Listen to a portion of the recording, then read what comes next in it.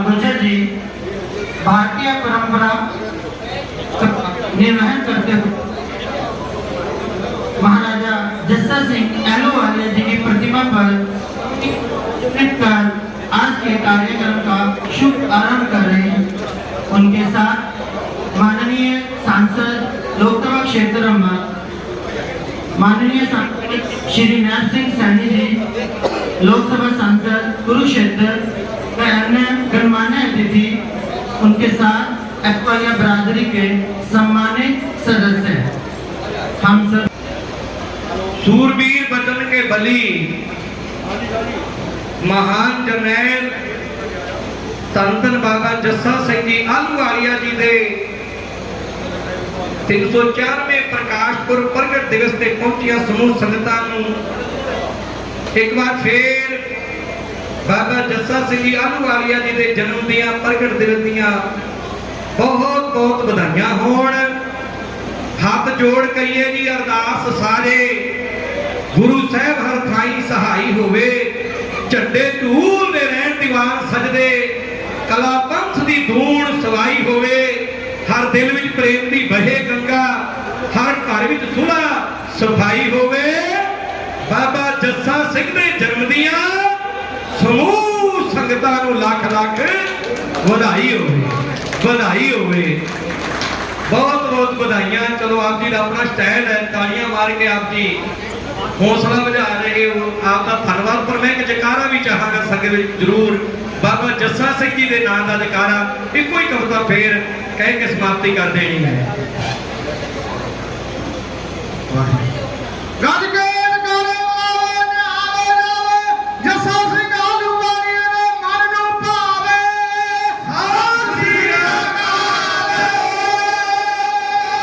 जयकारे दी आवाज़ां 1783 ईस्वी लाल किले के उत्ते गूंजियां सन जदों सिंघां ने दिल्ली फतेह की सी। 19 वार सिंघां दिल्ली फतेह की।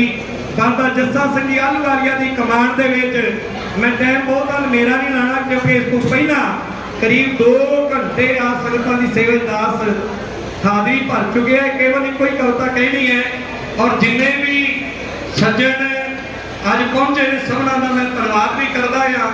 सरकार जो साडे इलाके के नैब सैनी जी जिहड़े कुरुक्षेत्र तो MP ने उन्होंने भी स्वागत है, धन्यवाद है। रतनलाल कटारिया जी का भी धन्यवाद है जिहड़े MP हैं, सारे का ही धन्यवाद। विजयपाल जी अहलूवालिया ते जिन्ने भी पहुंचे, मैंने बिल्कुल शोर के बेनती करता हुक्म होया बाबा जस्सा सिंह जी अहलूवालिया जिहड़े अज दे दिन 3 मई 1718 ईस्वी आर साध संगत जी विसाख की पुण्या 1775 विक्रमी 249वां नानकशाही संमत अज के दिन बाबा जस्सा सिंह जी बाबा बदर सिंह जी के घर माता जीवन कौर जी के उधर तो प्रगट होए ने। तो सूरवीर बहादुर जिन्होंने साध संगत जी अपना समूचा जीवन पंथ की सेवा में चलाया, अपने शरीर से 22 वड्डे फट ते 84 तो भी वध होर अनेक फट जिस्म ते सहे। तो जिन्होंने साध संगत जी वड्डे घालू घारे विच अहमद शाह अब्दाली का मूँह मोड़िया, बाबा जस्सा सिंह जी जिन्होंने 2200 हिंदुस्तान दीआं बच्चियां नूं अब्दाली दे कोलों रिहा कराया। ते जदों वो सुल्तान और कौम नूं याद कर रहे हैं जिन्होंने उन्हां पापियां दा मूँह मोड़िया जिहड़ा गजनी दे विच साडे भारत की इज्जत नूं नीलाम करदे सन। 2200 बच्चियां नूं आजाद कराया, घरों घरी पहुंचाया, जिहदे करके जस्सा सिंह नूं बंदी छोड़ बाबा भी कहते सी। जिथे गुरु हरगोबिंद साहिब बंदी छोड़ दाता कहते हैं, उन्हां दे सिख बंदी छोड़ बाबे बने। वो जस्सा सिंह जी जिन्हां ने 17 जस्सा सिंह नूं जिवें कौम नवाज रही है, सत्कार दे रही है जी, पंथ खालसे ने बादशाह बनाया जस्सा सिंह अहलूवालिया।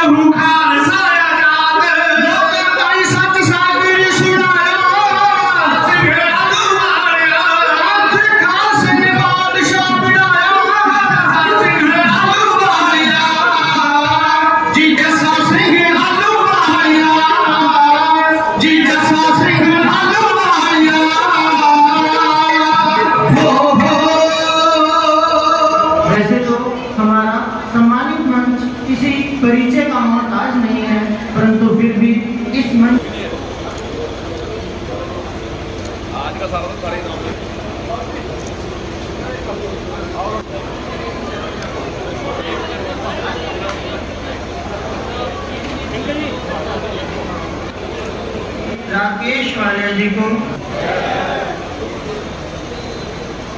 संतों का सौभाग्य जस्सा सिंह अहलूवालिया जो एक महान वीर हुए। जस्सा सिंह अहलूवालिया जी की 304वीं उनकी जन्म जयंती हम सब मना रहे हैं। इस अवसर के ऊपर हम सबको आज आशीर्वाद देने के लिए, हम सबका मार्गदर्शन करने के लिए हमारे बीच में हरियाणा सरकार के बहुत ही लोकप्रिय मंत्री एजुकेशन एवं वन आदरणीय कंवरपाल जी मुख्य अतिथि के रूप में पधारे हैं। मैं यहाँ पहुंचने पर आप सब की तरफ से इनका दिल से बहुत बहुत स्वागत और धन्यवाद। हमारे बीच में अम्बाला के हमारे बहुत ही लोकप्रिय सांसद, लगातार अम्बाला की आवाज को लोकसभा में बुलंद तरीके से रखने वाले, पूर्व में केंद्रीय मंत्री भारत सरकार आदरणीय रतनलाल जी कटारिया, हमारे जिला के लोकप्रिय अध्यक्ष राजेश बतौरा जी, हमारे बीच में मेरे बहुत ही पुराने साथी, तब तो मेरे ख्याल से संघर्ष का बड़ा दौर था और उस समय के अंदर हम मिलकर के काम किया और पूर्व में हरियाणा स्टाफ सिलेक्शन कमीशन के सदस्य रहे। आदरणीय विजय पाल जी एडवोकेट आज यहाँ पर पधारे हैं नारायणगढ़ के अंदर, मैं इनका भी जोरदार स्वागत यहाँ पर करता हूँ। हमारे बीच में एनिमल वेलफेयर बोर्ड के सदस्य भारत सरकार मोहन वालिया जी, वो भी हमारे बीच में उपस्थित है। राजेंद्र मोहन वालिया जी, मुकेश वालिया जी, प्रधान आलू वालिया सभा नारायणगढ़, जो बहुत ही मजबूत तरीके से अपनी बात को रख रहे थे। हमारे बीच में सुरेंद्र राणा जी, पूर्व में जिला परिषद के चेयरमैन रहे और नारायणगढ़ से जिन्होंने आप सबके आशीर्वाद से चुनाव लड़ा। हमारे बीच में रमेश वालिया जी, हमारे बीच में श्रीमती परमजीत कौर जी पंचकुला से यहाँ पधारी है, श्रीमती बबली जी वाइस चेयरमैन जिला परिषद पंचकुला, संजीव जी और उपस्थित मंच पर सभी समाज के हमारे पदाधिकारीगण। और आज इस भव्य कार्यक्रम में सरदार जस्सर सिंह जी आलूवालिया जी के प्रकाश, उनके जन्म दिवस के अवसर के ऊपर हम सब एकत्र हुए हैं। आप सबको मैं प्रणाम करता हूँ, आप सबको नमन करता हूँ और आज सरदार जस्सर सिंह आलूवालिया जी के जन्म दिवस की आप सबको बहुत बहुत बधाई और शुभकामनाएं भी मैं देता हूँ, क्योंकि आज एक और पर्व भी अक्षय तरीके और भगवान परशुराम जी की भी जयंती मेरे पास, क्योंकि कुरुक्षेत्र में वहां से ब्राह्मण समाज के लोग आए थे। मैंने उनको कहा कि मेरे पास नारायणगढ़ से वो पहले टहल लेकर के गए।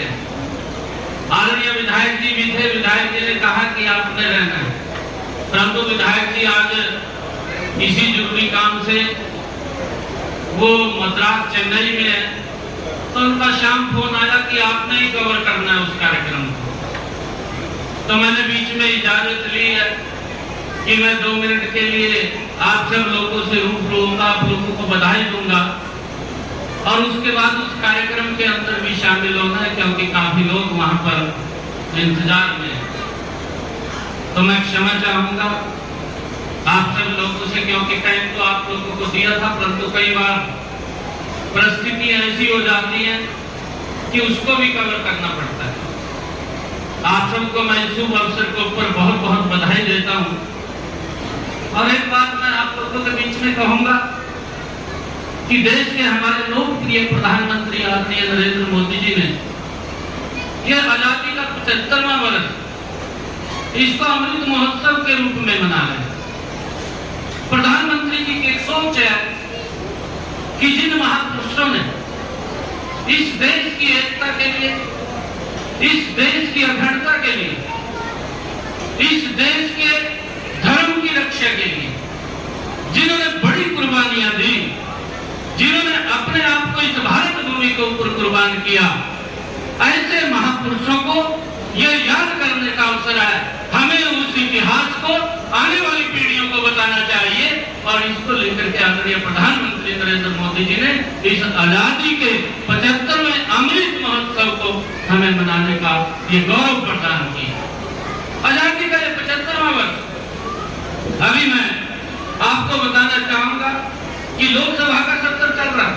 आदरणीय कटारिया जी, हम भी प्रधानमंत्री जी को मिलने के लिए जब हम गए तो प्रधानमंत्री जी ने एक बात हम लोगों को कही कि आप हर जिला के अंदर इस आजादी के अमृत महोत्सव में हम 75 अमृत सरोवर बनाएं, क्योंकि पानी की आने वाले समय के अंदर बड़ी किल्लत हमारे सामने आने वाली है कि वो किल्लत न रहे। अगर हम 75 अमृत सरोवर बनाएंगे, जो वर्षा का पानी है जो वेस्टेज में चला जाता है उस तालाब के अंदर वो इकट्ठा होगा तो रिचार्ज होगा, तो हमारा जो पीने का पानी है वो हमें उपलब्ध होता रहे। प्रदेश के हमारे मुख्यमंत्री आदरणीय मनोहर लाल जी इस बात को लेकर के वो लगातार बोलते हैं। आदरणीय मनोहर लाल जी ने कहा कि मेरा पानी मेरी विरासत, लगातार इस बात को बोलते हैं कि हमारी जो विरासत है वो विरासत हम बच्चों को दे करके जाते हैं। हम जमीन जो हमारे पास होती है हम बच्चों को दे करके जाते हैं। तो एक ये पानी ऐसी विरासत है कि ये हमें अगली आने वाली पीढ़ियों को भी देगा ताकि वो सुरक्षित रहें। हम तो अपना जीवन उपभोग कर जाएंगे, परंतु हमारी आने वाली पीढ़ियां ये पानी की किल्लत ना हो, उसको लेकर के हम सब ने इसके प्रति सचेत रहना चाहिए। मैं आप लोगों को इस बात के लिए आग्रह करूंगा कि सरदार जस्सा सिंह जी अहलूवालिया एक ऐसे महापुरुष हुए जिन्होंने अपना जीवन जो इस देश की एकता के लिए अपने आप को वो लगा दिया और देश को एक दिशा देने का काम सरदार अहलूवालिया जी ने किया। हमें ये आज उनके जन्मदिन के ऊपर संकल्प लेना चाहिए कि जो कुरीति है, जो जिस दिशा के अंदर उन्होंने काम किया, जो मार्गदर्शन उन्होंने हम सब का किया, उसके मार्गदर्शन के ऊपर चलने का हमें उनके जन्म दिवस के अवसर के ऊपर संकल्प लेना चाहिए ताकि समाज के अंदर फैली हुई कुरीतियों को हम समाप्त कर सके। आज मैं इस अवसर के ऊपर, क्योंकि हमारा मार्गदर्शन आदरणीय कंवरपाल जी, आदरणीय कटारिया जी वो करने वाले हैं, आप सबको मैं बहुत बहुत इस शुभ अवसर के ऊपर बधाई देता हूँ। और हमारे मुकेश जी लगातार ये बात कह रहे थे, क्योंकि जब मैं यहाँ विधायक था आप सबके आशीर्वाद से विधायक बना था और मेरा ये प्रयास रहा है कि हर धर्मशाला को एक अच्छी धर्मशाला बनाई जाए। मेरे ख्याल से नारायणगढ़ की एक भी धर्मशाला ऐसी नहीं है कि जिसका नवीनीकरण न हुआ और उसका रंग बदला। पिछले 5 वर्षों के अंदर इतना जबरदस्त काम मैंने हर उस धर्मशाला के अंदर किया। अगर किसी समाज की धर्मशाला में नहीं, हमने उस समाज को भी आगे बढ़ा करके उनकी धर्मशालाएं खड़ी करने का काम वो हमारी सरकार ने आदरणीय मुख्यमंत्री मनोहर लाल जी के नेतृत्व के अंदर हमने की है। तो मैं आप लोगों से कहना चाहूंगा कि पीछे काम की दिक्कत नहीं रही है। जितना काम आप लोगों ने बोला वो जबरदस्त तरीके से काम कराने का कार्य वो आदरणीय मुख्यमंत्री मनोहर लाल जी के नेतृत्व के अंदर हुआ है। और मैं आप लोगों को कहना चाहूंगा, क्योंकि जो मनोहर सरकार 2 है, इस मनोहर सरकार 2 के अंदर भी वो विकास की जो गति है वो गति कम नहीं हुई थी, परंतु उस गति को ऊपर ब्रेक लगाने का काम जो ये वैश्विक संकट आया, वैश्विक महामारी आई है कोरोना, उसके कारण दिक्कत आई है। परंतु मैं धन्यवाद करना चाहूंगा, आज प्रबुद्ध जन यहाँ पर बैठे हैं, नारायणगढ़ की सरदारी बैठी है, सभी आप प्रमुख लोग यहाँ पर बैठे हैं। आप लोगों के बीच में एक बात कहना चाहूंगा कि देश के प्रधानमंत्री नरेंद्र मोदी जी ने जो काम किया, हमने इतिहास को देखा, इतिहास के अंदर आदरणीय प्रधानमंत्री जी बोलते हैं कि जब इस प्रकार की महामारी आती है तो उस महामारी के अंदर बीमारी से कम भूखमरी से ज्यादा लोग गए हैं। और जब चेचक की महामारी इस देश के अंदर आई थी तो मेरे ख्याल से 20 साल के बाद हमें वैक्सीन मिली। किसी देश ने वैक्सीन बनाई थी, अपने लोगों को लगाई थी, वो बच गई थी, फिर हिंदुस्तान में आई थी। परंतु ये पहली बार ऐसा हुआ आजादी के बाद कि नरेंद्र मोदी जी ने, जब लॉकडाउन का समय था, हम सब घर में बैठे थे, वो व्यक्ति घर में नहीं बैठा था, वो डॉक्टरों से बात कर रहा था, वो इंडस्ट्रियलिस्ट से बात कर रहा था, फार्मासिस्ट से बात कर रहा था, वो भाइयों डॉक्टरों से बात कर रहा था। और उसने मात्र 8 महीने के अंदर एक वैक्सीन नहीं 2-2 वैक्सीन निर्माण करने का काम किया। और मैं आप लोगों को बताना चाहूंगा कि आज हमें गर्व होता है कि देश के अंदर 180 करोड़ से ज्यादा लोगों को डोज लग चुकी है। 180 करोड़ डोज लगना ये कोई छोटी बात नहीं है। किसी को 1-2 वैक्सीन लगी है, बच्चों के लिए वैक्सीन आ गई, ये पहली बार हुआ। और प्रधानमंत्री जी ने इस बात की चिंता की, उन्होंने कहा कि महामारी से कम भूखमरी से ज्यादा लोग जहाँ 80 करोड़ देश के परिवारों को लगातार 5 किलो राशन पहुंचाने की व्यवस्था वो नरेंद्र मोदी जी ने की है। बहुत सारे ऐसे काम जो हमारी सरकार ने की, लोगों के हित में वेलफेयर के लिए काम कर रहे हैं, और उसका परिणाम भी है कि लोग भारतीय जनता पार्टी को प्यार करते हैं। परंतु भाइयों, मैं आप लोगों के बीच में कहना चाहूंगा कि ये धर्मशाला तो ऐसी है, मैं आदरणीय कंवरपाल जी को और कटारिया जी को कहना चाहूंगा कि जब हमारे लिए कोई कमरा नहीं खुलता था, उस समय के अंदर ये वालिया धर्मशाला ये हमारे लिए खुलती थी। उस समय में हमारे लिए खुलती, हम यहाँ बैठ करके मीटिंग करते थे, और मीटिंग करते थे तो हमारा, क्योंकि यहाँ पर रंजीत वालिया वो प्रधान होते थे सभा के, कभी भी उन्होंने जवाब नहीं दिया। अगर वो बाहर होते थे, क्योंकि हमारे भी प्रधान थे, वो भारतीय जनता पार्टी के भी प्रधान थे, अगर बैठक कोई करनी होती थी, अगर फोन करते थे, एक बात बोलते थे कि चापी करा पड़ी या खाए का खोल देते, ये बात बोलते थे, कभी भी जवाब नहीं दिया। मैं ये कहना चाहूंगा कटारिया जी, आपको तो मालूम है, परंतु मैं आदरणीय कंवरपाल जी से निवेदन करूंगा कि अपने कोष के अंदर कमी ना छोड़िए, जितना दे सका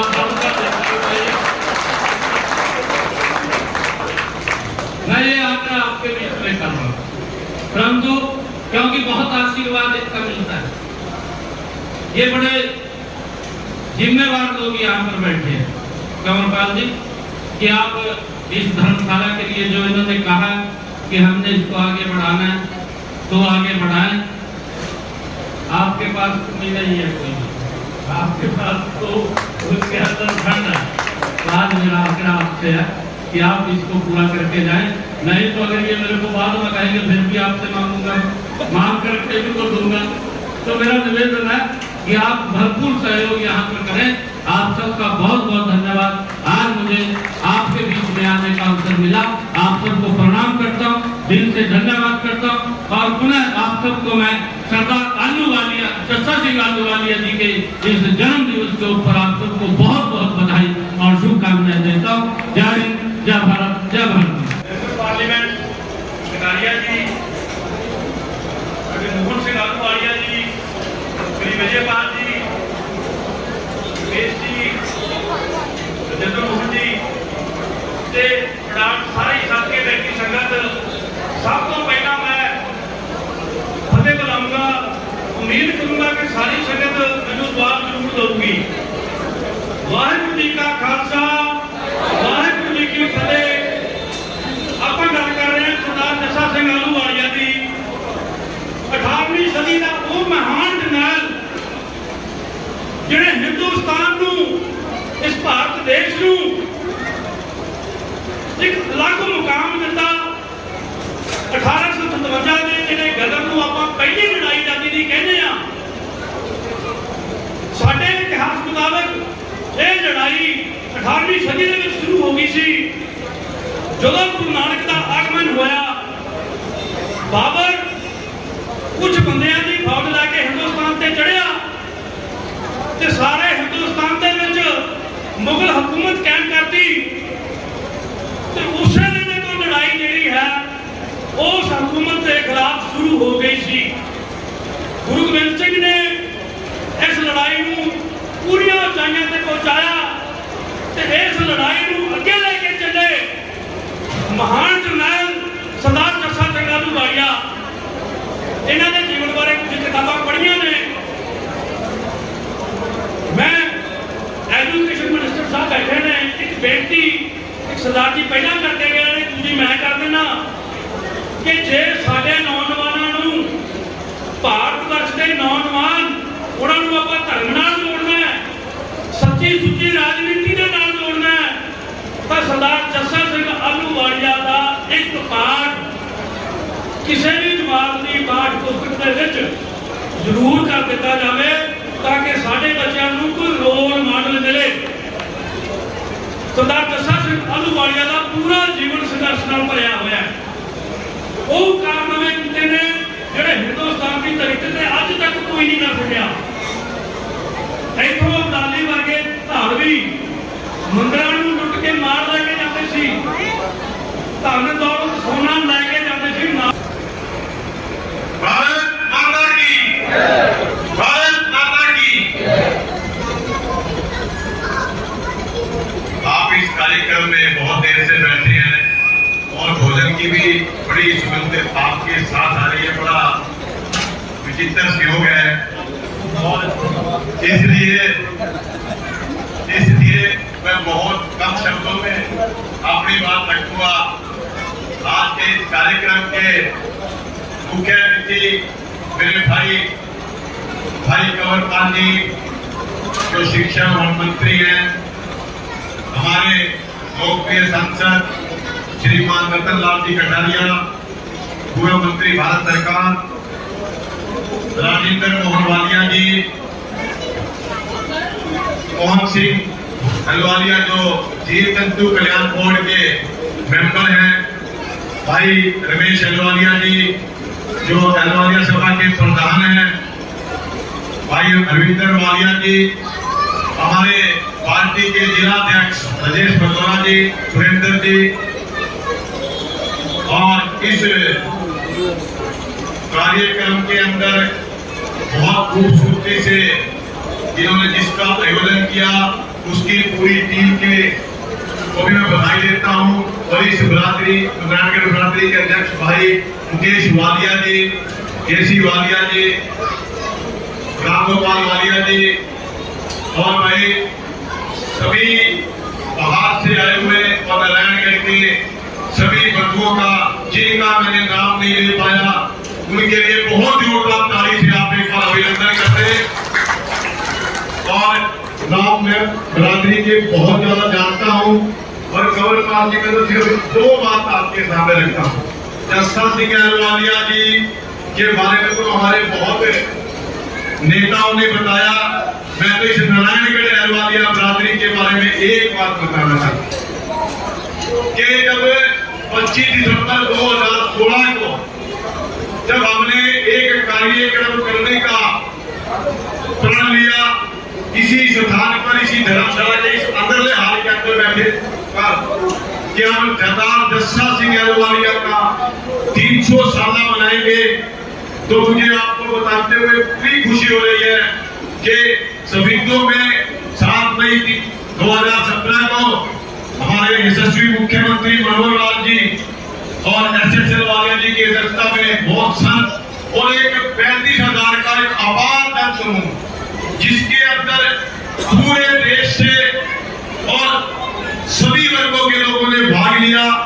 एक जस्सा सिंह अहलुवालिया के बारे में जब हमने काम किया तो 2017 को शुरू कर तो भारतवर्ष के 15 राज्यों में हमने जस्सा सिंह अहलुवालिया के कार्यक्रम के लिए 22 अप्रैल 2018 को हमारे एसडीपीसी दिल्ली गुरुद्वारा प्रबंधक कमेटी और बाबा बलबीर सिंह गुंडा दल और राष्ट्रीय कीर्ति आवाम समिति ने मिलकर एक नगर कीर्तन का आयोजन किया था और 28 अप्रैल के अंदर जिसका बहुत बढ़िया एक कार्यक्रम हुआ था। मुझे बताते हुए बड़ी खुशी हो रही है कि उस कार्यक्रम के अंदर सभी बरादरी के शहर के लोगों का योगदान तो रहा ही ना, मैं नारायणगढ़ बरादरी के लोगों का विशेष धन्यवाद करता हूं।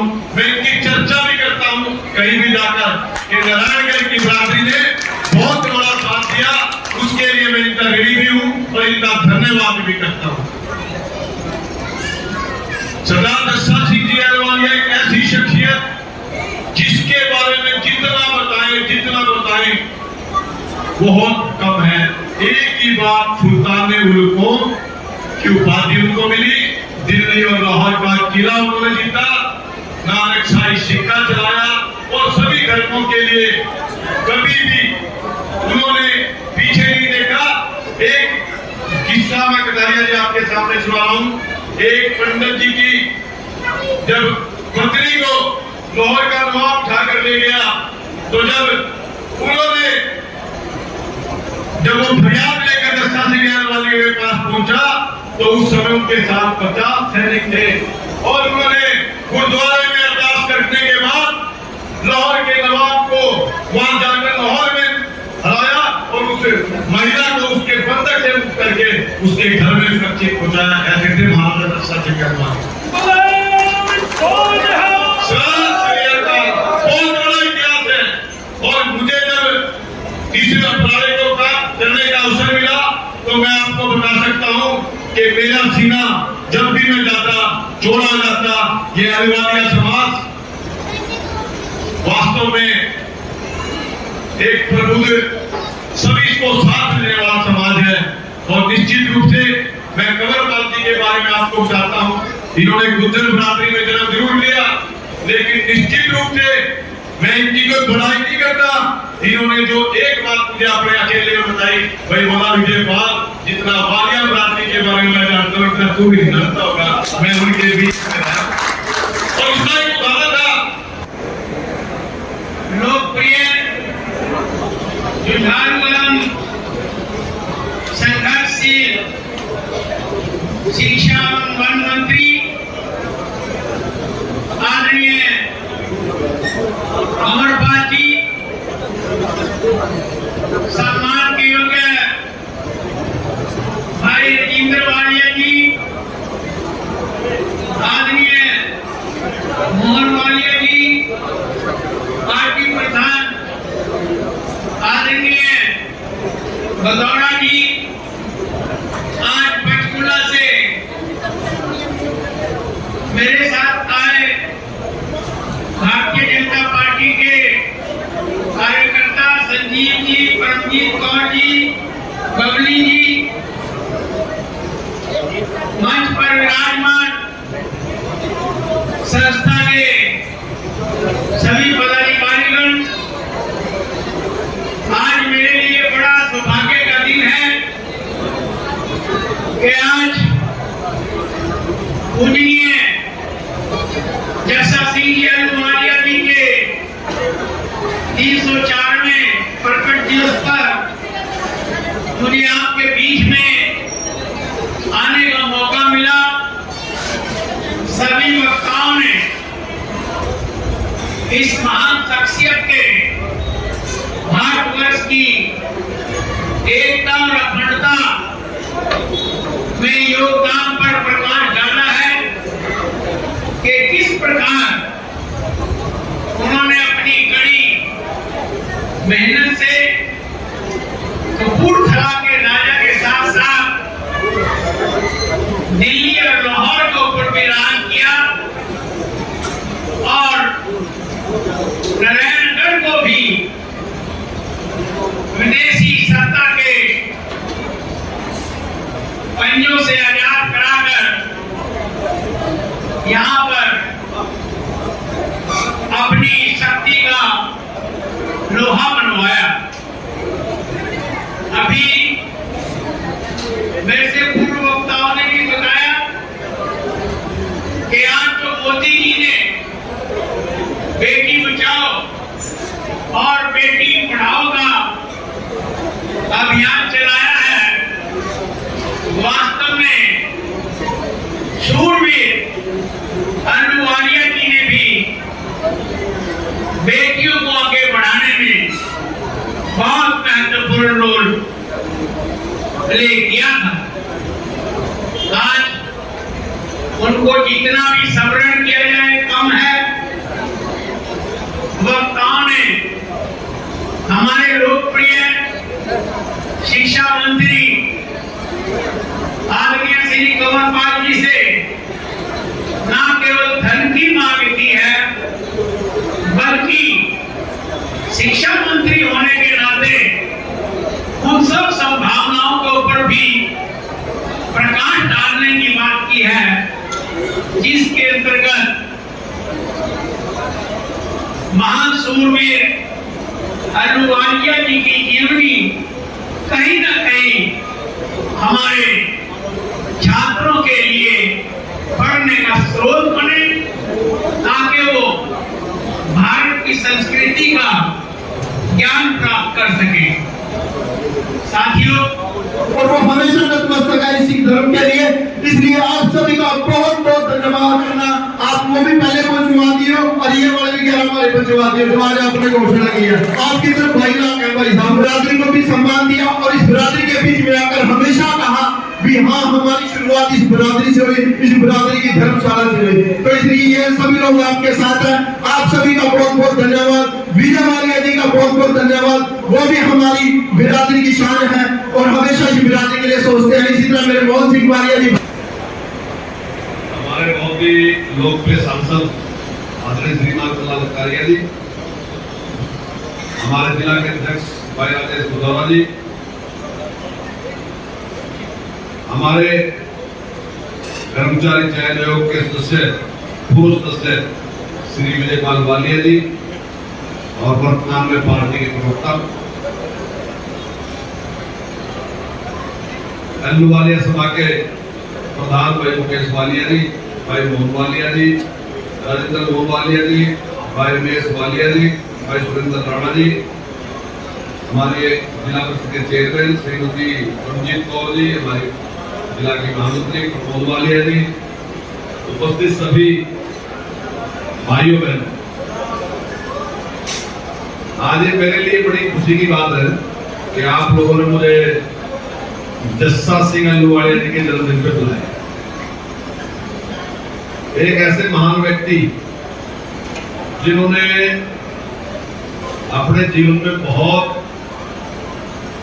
बड़ा काम करके दिखाया,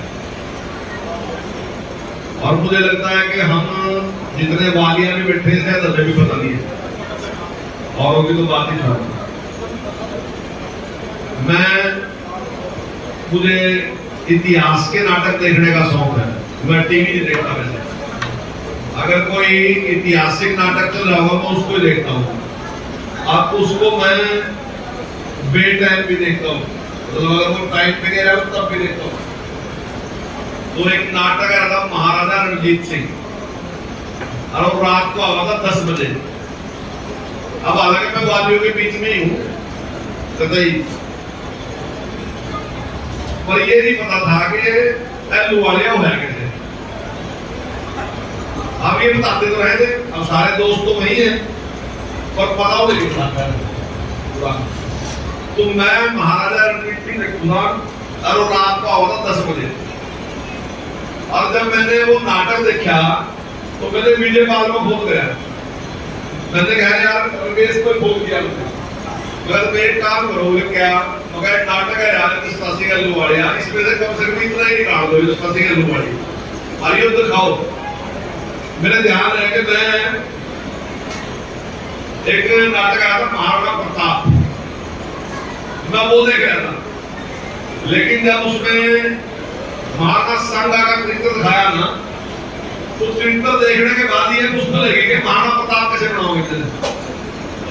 और मैं यही बात इसके बारे में कह सकूं कि जब जस्सा सिंह अहलुवालिया देखा ना, तो ये लगा कि महाराजा रणजीत सिंह कैसे बनाओगे। मतलब इतना जबरदस्त कैरेक्टर था, मैं इतना प्रभावित हुआ देख के सारा जो मैंने जब देखा तो बहुत ही लाजवाब था। वैसे तो मेरे से पहले ये बातें बताई थी, लेकिन 5 साल की उम्र में पिताजी का देहांत हो गया और उनका पालन पोषण जो है माता सुंदरी देवी जी ने किया, उनकी देख रेख में। और उसके बाद 18 साल की उम्र थी जब उन्होंने एक युद्ध जीत लिया और वैसे ही मुर्तजा खान में पठान था उसको, और 22-23 साल की उम्र थी 1739 खानापुर का जन्म है, जब उन्होंने नादिर शाह को हरा दिया। तो ऐसे सूरवीर हम कई बार क्या सुना कि अब 1000 साल तक गुलाम रहे, 1000 साल तक गुलाम रहे। वास्तविकता में कभी एक तरफा गुलाम नहीं रहे। हमारे यहाँ ऐसे महापुरुष पैदा होते रहे, कहीं ना कहीं उन्होंने जोत जला कर रखी, चाहे वह पंजाब में जड़ी, चाहे राजस्थान में जड़ी, चाहे महाराष्ट्र में जड़ी, लेकिन कहीं ना कहीं उन्होंने इस प्रकार की जोत जगा कर रखी। और जस्सा सिंह लोहाड़ी ऐसे महापुरुष हैं जिन्होंने लाहौर भी जीता, जिन्होंने दिल्ली भी जीती, दोनों ने जीती। और नादिर साहब भी एक बार नहीं 2 बार रह गया, 2 बार रहे। तो वैसे तो मेरे पास बहुत से पॉइंट अंदर जी कर रह गए सामने रखूं, लेकिन आप सोच रहे हैं कि 2 बार लगा। उन्होंने कहा वो जहां एक बहुत अच्छे योद्धा थे, वहीं वो धार्मिक कीर्तन करने के बड़े भाई, मतलब आपको योद्धा का कीर्तन का कोई मेल नहीं लगेगा, लेकिन वो बहुत अच्छे संगीत के जानकार।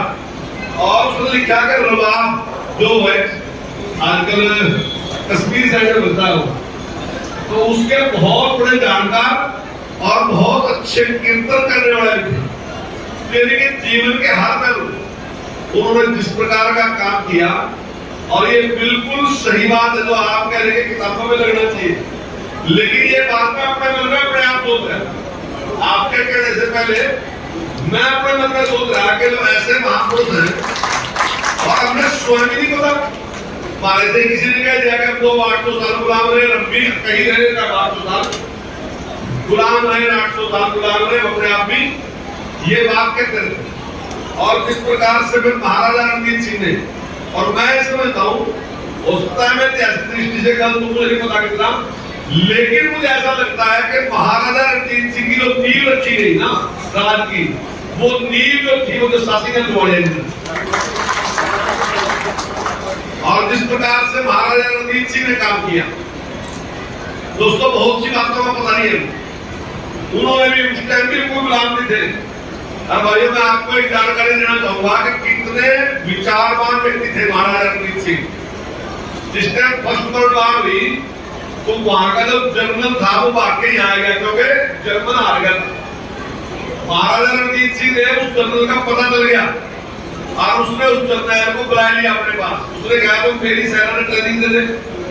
तो जब दिखाया महाराजा रणजीत सिंह की सेना को दिखाया, तो जनरल ने कहा कि दुनिया में ये लड़ाई खत्म हो गई, जिस तरीके की तैयारी कर रहे, ये नहीं लड़ाई रही दुनिया में, घोड़े को पकड़ का कोई नहीं लड़ता, लड़ाई बदल गई। तो बोले जब बदल गई फिर उसकी ट्रेनिंग दे दे। तो जब उसने ट्रेनिंग देनी शुरू करी, तो हमारे यहाँ जो सिख सैनिक थे उन्होंने जवाब दे दिया अपनी ट्रेनिंग लेते, क्योंकि सरदार जी तो मेरी उठा बनाया घोड़े बैठते जाते। अब वहां तो पीटीआई में वो बोले थे अपनी करते हैं। और शिकायत महाराजा रणजीत सिंह के पास चली गई, तो महाराजा रणजीत सिंह ने पूछा क्या करो क्यों नहीं करते, बोला तो चावा से नहीं, ये कोई ट्रेनिंग थोड़ी तो बैठका मारो डंड मारो तो समझ में आवा, पर उस ट्रेनिंग चढ़ा शुरू कर दे। लेकिन महाराजा रणजीत सिंह ने कहा कुछ जो कहेगा वही करो, नहीं करना चले जाओ। और उन्होंने उस टाइम ट्रेनिंग दवाई हुई जो थी। और भाइयों मैं इतिहास की बात आपको बताया कि जब तक महाराजा रणजीत सिंह जिया, अंग्रेजों की कभी हिम्मत नहीं कि महाराजा रणजीत सिंह की तरफ देख ले, क्योंकि पता था कि महाराजा रणजीत सिंह के लोग लड़ नहीं सकते। उन्होंने वो एडवांस ट्रेनिंग उनको दे दी थी, तो उसमें बहुत बड़ा योगदान जो है उस दिशा में चलने का वो जस्सा सिंह लोहाड़ी का है। और मैं एक बात जरूर कहूंगा, जो उसमें तो लगेगी, पर एक छोटी सी तो हमने पुस्तक को छपवाई नहीं चाहिए अपने आप में, वो हमने कम से कम यही बात करनी चाहिए। कम से कम एक बार पढ़ेगा कुछ तो लोग पढ़ लेंगे। मतलब इतना गौरवशाली वो है कि बहुत जबरदस्त सारा का सारा इतिहास को पढ़े हम, और अपनी कोशिश करेंगे। मैं भी आपके साथ रमेश जी के रहते तो मैं बादल तो करके जाता और मेरा जी का राज मिल गया तो है बहुत अच्छा। और मेरा अब की बार मैं आपको एक जानकारी दे रहा कि इतिहास की पुस्तकें हमने टोटली चेंज कर दी। पहले की बजाय ना अब हमने अपने जो महापुरुष है उनका काफी कुछ लगाया, अभी उसके आगे सब कह देंगे, वो काफी कुछ हमने सारा चेंज कर दिया, वो बदलाव कर दिया। और ऐसे महापुरुषों को हमने शामिल कर दिया जो देश के लिए उस समय जो काम किए उनके लिए। तो मैं आपको बहुत बहुत शुभकामनाएं। ऐसे महापुरुष को आप याद कर रहे भाइयों, वैसे तो सब याद करना चाहिए, और मैं समझ जाकर बता देंगे कि इसको भी याद कर लेते भी ठीक ही हो गया था। बात तो रहेगी कुछ ना कुछ, मतलब अगर सारे ही भूल कर बैठे तो कुछ नहीं, आप उसमें भी कर ले और उसके बीच में और दूसरे लोग भी यहाँ को बुलाने का मतलब ये होगी मुझे काफी थी काफी बैठे तो सबने आपस में ऐसी बात नहीं है, हमें ऐसा सबको जानकारी उसकी रहनी चाहिए।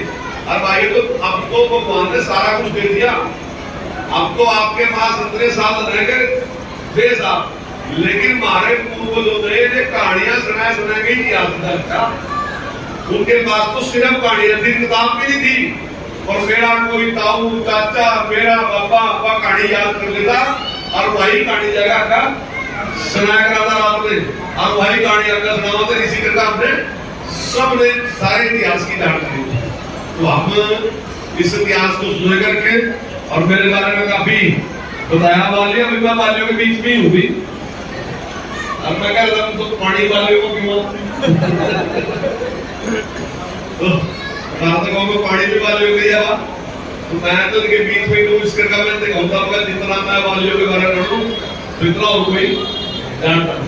तो भाइयों अभी आपने धर्मशाला के लिए भी कहा, तो भाई मैं ये से 11 लाख रुपए की घोषणा कर रहा, 11 लाख रुपए देंगे। और वैसे तो ठीक है, और फिर भी कोई ऐसी बात नहीं है सारे बीच में नहीं, ये सारे एक फिर भी काम लोगे फिर तब बुलाने के लिए। तो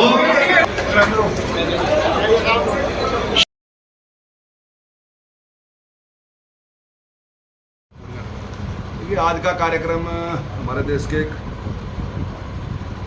बहुत बड़े सेना नायक जो थे जस्सा सिंह अहलूवालिया, उनका आज जन्मदिन था। तो हमारे यहाँ जो अहलूवालिया बिरादरी है और आसपास के जो सभी समाज हैं उनको याद करें, और उन्होंने जो काम किया वो सबके लिए, देश के संविधान के लिए, धर्म की रक्षा के लिए। मैं इतना कहना चाहूँगा कि देखिए जो व्यक्ति मतलब जब उनकी उम्र 5 ही साल थी तब उनके पिताजी का देहांत हो गया और माता सुंदरी देवी ने उनका पालन पोषण किया। उसके बाद 18 साल की उम्र में उन्हें ये युद्ध जीत लिया, और मेरे 22-23 साल के थे जब नादिर साहब उन्होंने रह दिया, और एक बार नहीं 2 बार। एक ऐसा योद्धा जिसने दिल्ली को भी जीता और जिसने सरहद को भी जीता और जिसने लाहौर को भी जीता। मतलब अगर किसी भी फील्ड में आपको इंसानियत के फील्ड में देखो तो उसका कोई जवाब नहीं है, और योद्धा के रूप में भी देखो उसका कोई जवाब नहीं है। तो ऐसा महान सूरवीर जो है उसकी आज जयंती थी, मुझे आएगा बड़ा भारी इसमें गर्व हुआ। और हम इतिहास की पुस्तकों में हमारा प्रयास है कि ऐसे महापुरुषों को की जीवनी को हम जोड़ें जिससे हमें प्रेरणा मिले। क्योंकि ये जो लोग कहते हैं ना, कई बार कहते हैं कि 800 साल की गुलामी रही, इतने साल की गुलामी रही, वास्तविकता में इसमें सच्चाई नहीं, ठीक है इसमें कुछ सच्चाई है, लेकिन ऐसा नहीं है कि इस देश में एक तरफा कहीं गुलामी रही। हर समय में कहीं ना कहीं देश के किसी ना किसी क्षेत्र में, और लंबे चौड़े क्षेत्र में, ऐसे नहीं कुछ छोटे में, हमेशा ऐसे महान सूरवीर पैदा होते रहे जिन्होंने गुलामी को स्वीकार नहीं किया, और जो आतताई थे उनको बुरी तरह परास्त किया है सारा का है, लेकिन उसकी जानकारी नहीं मिली। हमारा प्रयास है कि बार इतिहास की पुस्तकों में हमने कुछ परिवर्तन किए हैं और ऐसे महापुरुषों को जोड़ा है। आने वाले टाइम में वो और भी ऐसा कुछ करेंगे जिन महापुरुषों ने ऐसे काम किए, उनके बारे में हमारी आने वाली नस्ल को उसकी जानकारी। और डेंटल सर्जरी की ये रद्द कर इसके बारे में HCC में डेंटल सर्जन और ये रद्द की है सर, उसके जो रद्द की है उसके बारे में देखिए, उसके बारे में या तो बोर्ड के लोग ही बता सकते हैं क्या कारण रहा क्या नहीं रहा। मुझे अभी उसके बारे में बहुत ज़्यादा विस्तार से इसके बारे में नॉलेज नहीं है कारण क्या है। सर आम आदमी पार्टी के मुद्दों और भाजपा को घेर रही है, सर आपका क्या कहना है? देखिए ज़्यादातर बात उनकी ज़्यादा होती है कि हॉस्पिटल की बात करते हैं वो और स्कूल की बात करते हैं। एजुकेशन के फील्ड में जो काम हरियाणा सरकार कर रही है, मैं दावे के साथ कह सकता हूँ कि कहीं भी उसके साथ में काम करता पूरे कार्यकाल में जो हमारे से पहले पूर्व की सरकार है 104 कॉलेज खुले, जब हमारी सरकार आई तो हमने माननीय मुख्यमंत्री जी ने एक नीति बनाई कि कोई भी लड़की 20 किलोमीटर से दूर शिक्षा ग्रहण करने नहीं जाएगी। और आज हरियाणा में कहीं भी ऐसा एरिया नहीं है जहाँ 20 किलोमीटर से ज़्यादा कोई लड़की शिक्षा ग्रहण करने जाएगी। और हमने 68 कॉलेज बनाए दिए और 3 की आगे माननीय मुख्यमंत्री जी ने घोषणा की। इसी प्रकार से हमने जो संस्कृति मॉडल स्कूल थे पिछली सरकार ने 22 बनाए थे, उसके मुकाबले में 116 और बनाए अब की बार, और आज 138 है, तो ये भी कई गुना ज़्यादा है। ऐसे ही हमने सुपर नेट शुरू किया।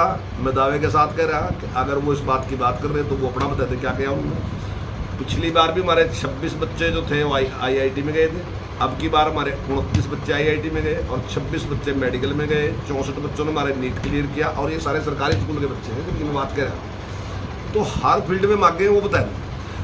कोरोना के इस काल में हमारे यहाँ जो स्टूडेंट बढ़े 3.5 लाख स्टूडेंट हमारे यहाँ बढ़े। अब वो भी ये बता देंगे उनके यहाँ कितने स्टूडेंट बढ़े, अगर उनके यहाँ इतनी अच्छी एजुकेशन है, लेकिन वो करोड़ों रुपया खर्च कर रहे हैं एडवर्टाइज पर। वो उन्होंने एक बना लिया कि एक ही झूठ को बार बार बोलते। मैं दावे के साथ कह रहा, मैं आप पत्रकारी साथियों को भी कह रहा कि आप दोनों जगह का सर्वे कर लो, उनके भी स्कूल देख लो, हमारे भी स्कूल देख लो। दूसरा मैं हॉस्पिटल की बात करें, जब से हमारी सरकार बनी मैं दावे के साथ कह रहा है कि पूरे हरियाणा में 4 गुना से ज़्यादा बेड की व्यवस्था हमने कर दी। जितने बेड पहले थे उससे 4 गुना से भी ज़्यादा, मेरे यहाँ तो 6 गुना से भी ज़्यादा बेड बढ़े। हमारे हॉस्पिटल भी बड़े बड़े और नए हॉस्पिटल भी खुले। सारी व्यवस्था हमने अच्छी कर दी है। और अगर उनके पास अच्छी व्यवस्था है तो मैं एक बात कह रहा कि कोरोना काल में दिल्ली का पेशेंट हरियाणा के हॉस्पिटल में क्यों है। और आप किसी भी CMO को फ़ोन करके देख लो, आप बहुत दूर हैं दिल्ली से, लेकिन आप अपने अम्बाड़ा के CMO को फ़ोन करके देख लो, आप जमुनानगर के CMO को फ़ोन करके देख लो, आपको पता चलेगा कि दिल्ली के बड़ी भारी संख्या में दिल्ली के जो पेशेंट थे वो हरियाणा के हॉस्पिटल में दाखिल थे, अगर उनके पास व्यवस्था थी।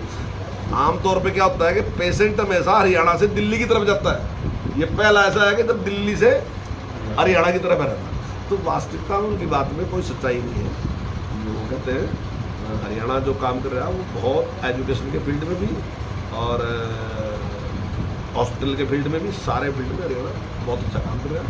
हाँ, एक बात है कि उन्होंने एक ये तरीका बना रखा कि एक बात कहते रहो, बार बार कहते रहो। आप उनके जो मोहल्ला क्लिनिक है मैं भी देख लो, और जो हमारे हॉस्पिटल है उन्हें भी एक बार देख लो, आपको सर, आपकी पार्टी के पूर्व केंद्रीय मंत्री वीरेंद्र सिंह ने अभी हाल ही में प्रेस कॉन्फ्रेंस किया दिल्ली में,